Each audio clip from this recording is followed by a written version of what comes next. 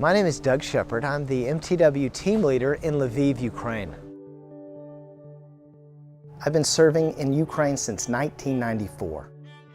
When I was 20, I had a deeper understanding of the gospel. I understood that not only was it true where I am, but also true all over the globe. But I didn't know if I was fit to serve in other areas. So I started by going different places for 2 months in the summer while I was at the university. I was able to serve on an MTW short-term internship, and also my last year in university I was able to serve in a Spanish-speaking church in the college town where I lived.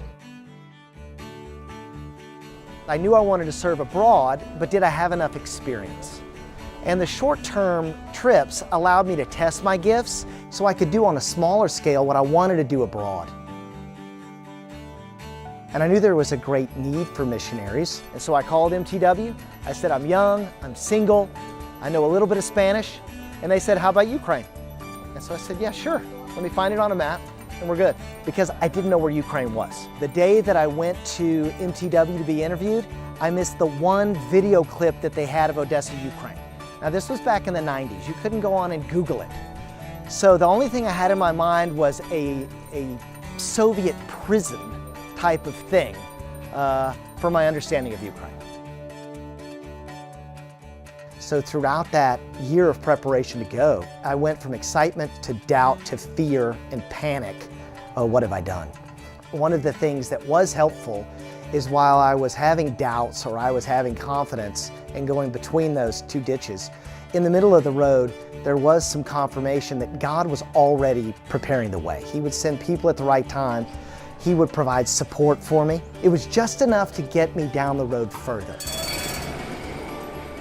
And it seemed God was committed to providing me everything that I needed, but not to give me what I needed for the next whole year and a half. And so God was very gracious in that process.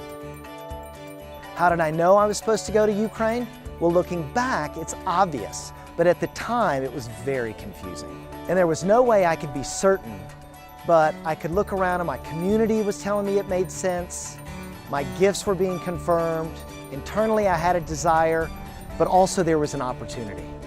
Putting those things together gave me reasonable comfort to know that I was going in the right direction. Advice that I would give to someone that I knew who was considering going into foreign missions, I would say look at desire. Do you have a desire for cross-cultural ministry? If you do have a desire for that, follow it. Do you have some confirmation from your community that you've shown an ability to do that on a small scale locally in your own language?